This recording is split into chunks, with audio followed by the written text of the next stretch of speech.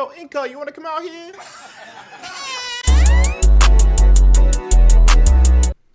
Welcome back to the MDA. I'm Incog, and I'm your commissioner. This is the week 1 review and the week 2 preview. I don't really call this anything besides the review preview. So I guess I'll come up with a tagline for this another day. But anyways, we're back. Let's talk about the matches of week 1. We'll talk about where everyone is, and then of course we'll talk about next week's matches and my predictions. So without further ado, let's start. So first battle that happened was the Stockton Rule Edges beating the Zigzagoon is Great 2-0. I think it was +8 or +7. I'd have to re-review that, but regardless, we saw the Stockton Rule Edges ban Ditto and the Zigzagoon is Great ban Mew. And with this matchup, this was the challenge of trying not to overthink, and unfortunately, Mark overthought. Happens from time to time. Bloody decided to bring the Eternatus, Vikavolt, Typhlosion, Hisuian, King Gambit, Ogerpon Wellspring, and Tornadus Therian. As we see Mark bringing the Zacian Crown, Vaporeon, Clodsire, Charizard Y, Goodra, and Buzzwole. No switches from either team between the games, but definitely could have gone either way, at least both games, honestly. Had Mark remembered that the Typhlosion Hisuian was Scarf, that would have played a definite role in not losing his Zacian Crown super early in Game 2. In addition to that, what we do notice as well is the Eternatus only showed up, missed a Draco, and died to a Draco. It happens, in this industry. You either live by the kill or you die by it, of course, so it happens.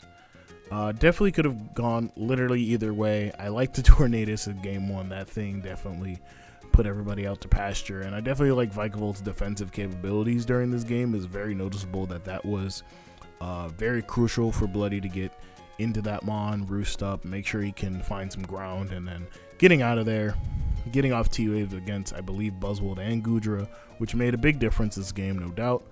A lot of Bloody's Mons did a lot of good work this week, a lot of good utility. All I can say is that if you watched last season, obviously Mark didn't have the greatest season last season, but there's a lot of improvement here this season, and let me tell you, no matter what happens, this was a good 2 games. I definitely recommend it. I recommend watching all the games, obviously, but this definitely was better than I expected, honestly, and I have to be honest. But congratulations Stockton on their 2-0 set victory.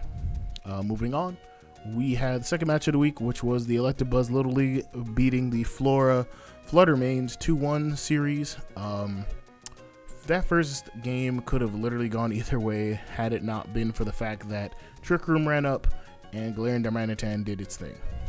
So we saw Ursaluna, Stakataka, Thundurus Incarnate, or Thundurus Therian and Annihilate, Chandelure, Tapu Bulu, and Avalugg on the Electabuzz Little League side.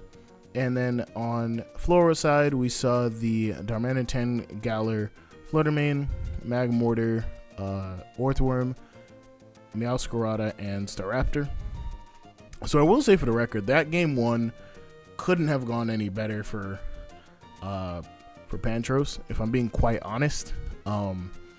Darmanitan definitely did its thing. I think that a lot of the turns were definitely regrettable with the kind of playing around Thundurus trying to get off Scorching Sands 2 times and Focus Blast missing.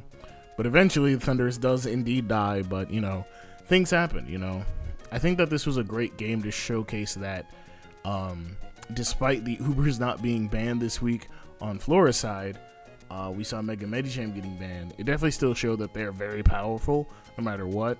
Now, of course, with that being said, it definitely could have gone better Game 3, or at least I don't remember exactly which game it happened, but a knockoff burn happened on Meowscarada on Chandelure, and that basically sealed it for Meowscarada's time, and basically sealed the RNG of this game, because when we talk about RNG, man, while Pantros did get those Icicle Crash flinches on Avalugg, it didn't really matter.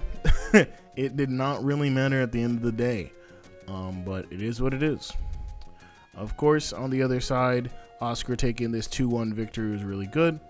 And on his side, I'm pretty sure, if I remember correctly, I think he banned. Damn, what did he ban? I think Pandros banned Deoxys Attack and Oscar banned Mega Medicham. Yep. So seeing those two mons free for next week is definitely going to be very gross. But congratulations to the Electabuzz Little League on winning their set this week. I don't know why I did that right there, but shut up. Anywho, moving on.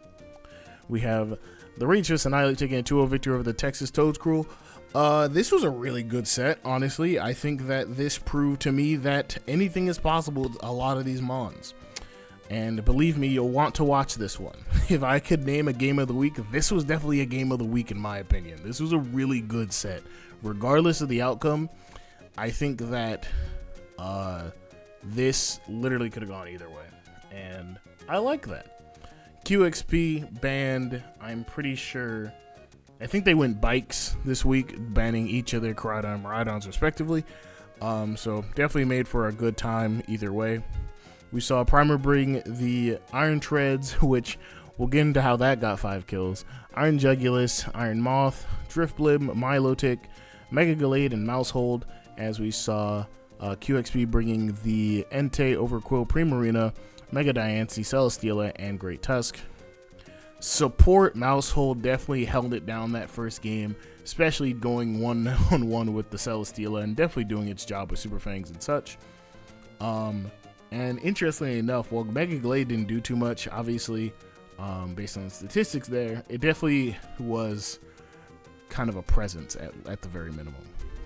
I will say for the record, I did like the Choice Band Entei selection this week by Texas, but it didn't bode as well. I definitely enjoyed the Terra Electric on the Iron Treads, as well as it being special to avoid the Intimidate on the other side, and that made for a very good time, of course. Iron Jugulus being switched in for, I'm pretty sure, Mega Gallade for game 2 was definitely a really good choice, just to make sure that if Mega Gallade's not getting its time or getting any, anything going, at least you get in a mon that, based on last season's results and based on, even though I might not like the mon, it still puts in work when you need it to. And that's Iron Jugulus. Texas definitely played a really great game. That Celesteela was very annoying. Sub Diancie was definitely an interesting bring, and it could have done a lot more had this not been more offensively driven a lot of the time. I definitely think game 2 definitely was not in Texas's favor, because that game 1 was really good down to the wire, and then game 2, well, it could have gone either way. There's definitely a point where you're seeing, oh yeah, that definitely goes that way, doesn't it? And it did. But congratulations to Primer on the 2-0 victory. Definitely a game you guys should watch. I think that game 1 is it's a really good nail biter, I will say that. Regardless, on to the last game of the week, where we had the Malformed Mayhem take a 2-0 over the Orlando Solar Beartics, and holy shit, let's talk. Sandy brought Dialga Origin, Kilowattrel, Gardevoir Mega, Blastoise, Blacephalon, and Tinglu, while Ian brought the Snorlax, Delmise, Landorus, Therian, that's the Lando T, Tapu Fini, Megazard X, and Mungus. You might notice on Ian's side that I ranged them by how many kills they got, for good reason too. Snorlax could have put in a lot of good work had this been more of a Trick Room build, but obviously it was not. But this was an interesting one. Off the dome, you need to watch the first game. You see the eject pack, you see Wonder Room Mega Gardevoir, which I don't even know if it really mattered as much, and then Kilowattrel putting bell to ass not once but twice on that Mega Charizard X. Dialga didn't do as much as it definitely wanted to, and I definitely think that while Tinglu didn't do anything of killing variety, it definitely served a really good portion in these games. But this was definitely a great set as well. But holy moly, Kilowattrel as a kill leader, that is not something you ever thought you would ever hear or say. Otherwise, bans were Sandy banning the Dusty and Necrozma, while we saw Arceus Bug getting banned on the other side. So, demons are home this week, but before we get to what the matchups are for these demons, the standings are pretty obvious. We see Stockton at number 1 with that +8 differential. We see Electabuzz Little League and Malformed Mayhem tied up at +6. We see Rage Fist at +4, hitting down the 4th slot. Texas hitting up the 5th slot with that -4. The -6 is being tied in Flora and Orlando, and the -8, unfortunately, being at the bottom is the Zigzagoon is great. As a good reminder to the viewers and maybe the coaches if they never heard this one before, it is top 6. Top 2 seeds get buys. If things ended today, that would be kind of crazy, but that is what you need to know. Moving on, we have your matchups and bans for the week, because everyone did their bans really early this week, which I appreciate you. Thank you. It really helps, because then I can make these videos quicker, and I can also talk about these things quicker. Regardless, game 1. We have the Rage Fist Annihilate versus the Orlando Solar Beartics, and we saw the Iron Treads getting banned with the Landorus Therian getting banned on the other side. Honestly, this could go either way. However, I'm going to give the edge to Primer, of course. I think that Mega Gallade has a better game this week. While I don't think it'll be great, it'll have a better game. On the flip side, however, I do think that Ian's team is very physically offensive, so it could definitely use that to its advantage, though arguably a lot of this team just needs one good setup turn and it's really lights out. You get that Megazord X in early to set up. As long as Clefable isn't around and Milotic is like weakened, Megazord X puts belt to ass. Outside of that, on Primer's side, I think you could probably bring still the same sort of support mouse hold. Maybe you bring like Beat Up or Bite or Crunch for the Delmise, or even just a standard support set is still good. However, with Miraidon and Duskmane Necrozma being allowed in this game because they got banned week 1, we're going to see some interesting shit. I mean, being able to not need booster energy on 2 out of your 3 booster mons since one of them got banned is very clutch. Miraidon definitely will be putting on a clinic, while the Landorus getting banned is definitely bad for Ian. Palm not being able to have Voltazorb and also having a good resistance with Amoonguss definitely will help absorb the blows, as well as having a Spidev wall with Snorlax. But regardless, I think this goes Primer's way. If Ian just decides to go ahead and fuck around and do that thing he does sometimes and just says, I'm going to put belt to ass, hey, he could do that this week. I don't know. It's Ian, and he knows it, and I know it. Anything's possible. But Miraidon's definitely going to have a really good game here, and probably one of the mons that I don't think anyone would expect, but it could have a really good game. I think we could definitely potentially see Clefable maybe even be an unaware set and really do some really heavy lifting this game. Defensively, I think it'll be interesting to see, but offensively, it could definitely do what it needs to do. Regardless, moving on to the next game of the week, we have Malformed versus Texas, and we see Entei getting banned on Texas' side, while on Malformed side, we see the Mega Gardevoir getting banned, and, well, that makes sense on each end. But with the Ubers being unleashed, we see Koraidon versus Arceus Bug and Dialga Origin, and realistically, this game literally can go either way. I think that Mega Gardevoir, while it is really good into this game, it getting banned is fine. I think that reasonably you could have banned Tinglu, but then it's like, I have 8 million mons to deal with that mon. Why the fuck would I do that? So I get why Mega Gardevoir getting banned is getting banned, but I think you could also afford it to ban Blacephalon. While you do have technical walls in Primarina being a resistance to fire and even Rotom Heat, that mon in the sun puts a lot of pressure on QXP's team. So I would be careful if I were you. On the flip side, getting Entei banned is not really a thing. Like, Koraidon being unleashed this week is going to put a lot of pressure on a lot of the walls that Sandy quote-unquote has. And I say quote-unquote because unless it's Terra Avila Hisuian and maybe like Garbodor, this team's going to struggle a lot with Koraidon. Even like just a regular like choice band set, of course, well, not really regular. Well, it is regular if you know competitive Ubers like that, but still, a very common set from my money that I've definitely used is Banded outside of using like a flame charge set. Koraidon puts a lot of pressure on this team, no doubt. And on top of that, Great Tusk will definitely have a really funny time. I think it's just how well will Arsh's bug really do this game if it's brought, and how does Sandy combat the fact that losing your Mega this game is actually very, very vital to your defenses, as well as your pressure onto things like Koraidon and Great Tusk. With that being said, I think Texas will win probably about 2-1. I think it'll honestly be a very close 2-1. I don't think this will just go in one direction. I do think that if Sandy can set up hazards, and I'm pretty sure since this is Nat Dex, I think it's just Rotom Heat and Magic Bounce Mega Diancie, but also Great Tusk that have hazard removal. And you could definitely make a lot of arguments that Blacephalon could either have its big day out, or we're going to see Koraidon put a lot of belt to ass. I fully expect both of which to happen, which is why I'm thinking this is 2-1 close, but Texas definitely edges out Malformed this game. For my game of the week, I selected a very funny game. Yeah, I'm going to do this every week now. Stockton versus Electabuzz Little League. This is a game of the week that I think you guys really need to pay attention to. This will be a 2-1, and if it's 2-0, holy shit. All right. Bloody decided to go ahead and ban Annihilate, and Oscar decided to go ahead and ban the King Gambit. So both Defiant Mons out of there, and we see Deoxys attack, Demon Home, of course, and Mew's here. How nice. So let's talk about realistically how this can go. Eternatus doesn't really mind this game.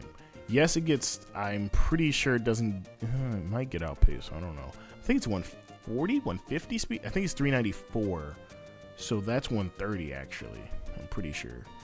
See, I know my Pokemon. So it does get outpaced by Deoxys, and I'm pretty sure by Mega Beedrill, so it has to be very careful there. On top of which, this team, while it doesn't exactly have the greatest resistances to Eternatus's, coverage, being Poison Dragon Fire and other things, it definitely can do it. Like, Araquanid is there as a good enough Spadef wall, and even on top of that, you have the ability to run a AV or similar like you did week 1, and getting off Trick Room is definitely going to be a little bit interesting in case Glastier's there for any reason. Then you have to be very careful around that Mon, but otherwise Eternatus really can turn up this week. Mew's definitely going to be an interesting factor if it decides to be here. I think a Transform and Prison set definitely can show up here, and I would be very fearful of that on Oscar's end, not gonna lie. And I know that it's not like one of those game-defining sets. It's just very fucking annoying, but still be careful. I don't know if Bloody will do that, but I've seen Stranger Things, not the show. Otherwise, Mamoswine probably could come up this week as a really good revenge killer. I think it's very much in the hands of, is Sticky Webs going up? If so, how long can I keep them up for? Do we see a Choice Scarf Togekiss? There's a lot of things on Bloody's end that I'm interested to see. On the flip side, Deoxys attack and Mega Beedrill put on a fucking clinic, bro. I mean, the coverage Deoxys gets is so immeasurable. That thing does so much. And you took out the main thing that gets priority in King Gambit, which helps you a lot. So now you're only having to look out for what? Mamoswine. I don't know. I think Ogerpon might get quick attack. Don't quote me on that. And then it's like Mew.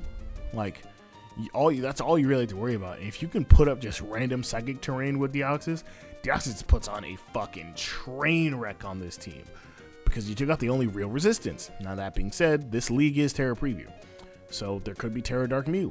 There could be Terra Dark on everything. You never know. You have to be very careful. So this is going to be a very interesting game of chess and checkers at the same time. We're going to see who prevails in each regard. I think a really good Mon this week for each of these teams is going to be Glastrier, Mamoswine, following up on Bloody's team, fighting perhaps, in my humble opinion, Potential Man Mega Beedrill could make a really good appearance here. And while I know it's not the greatest Mon here, I still think that it can make a very solid appearance and do really well here. This is definitely my game of the week. It's going to be very interesting. Either way, it's going 2-1. I think it goes 3 games. Right now, I'm leaning towards betting on Flora, aka Oscar, but anything's possible. I would hope that if I'm wrong in some regard, I will still be satisfied with the result. Regardless, the last game of the week is going to be the Flora Fluttermanes and the Zigzagoon's Great. So, this is an interesting match. So finally, we do see Fluttermane getting banned, and we see Zacian Crown getting banned. Each team looking for their first win. I think this goes Flora's way.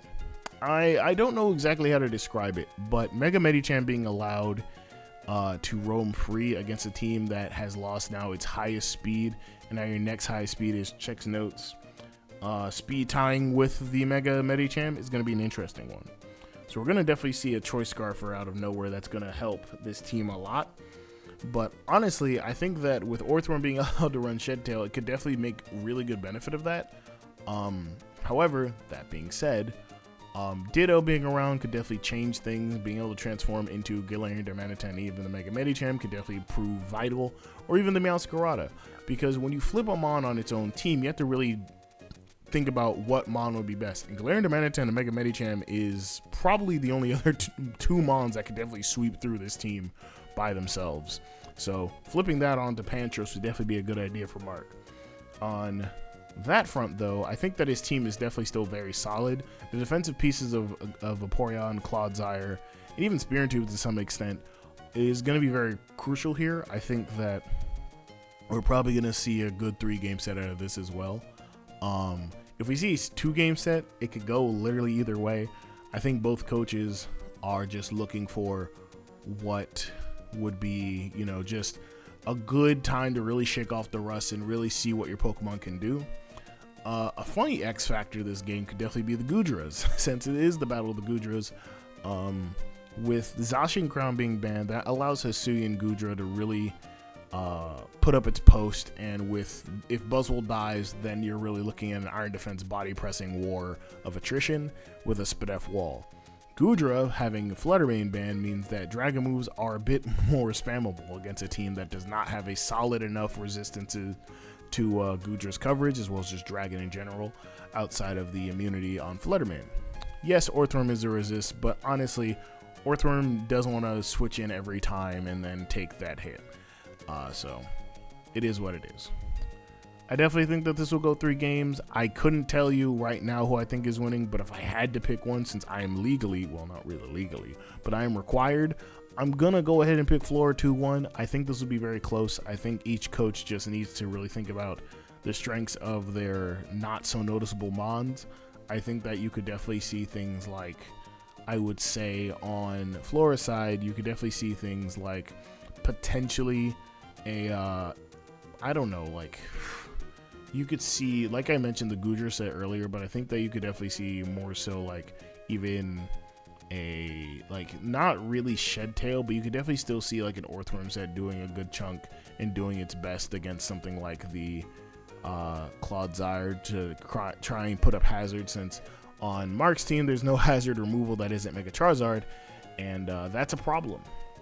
At least I don't believe Buzzwole gets defog, but I mean, I've been wrong before.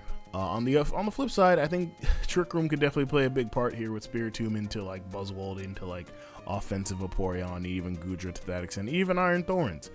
But I definitely think it'll be a very close game. Regardless, that's going to do it for the MDA Week 1 review and Week 2 preview. I hope you enjoyed this video. If you did, leave a like, comment, subscribe. Check out the replays down below of Week 1's action. Join the MDA server if you'd like to spectate the matches when they happen.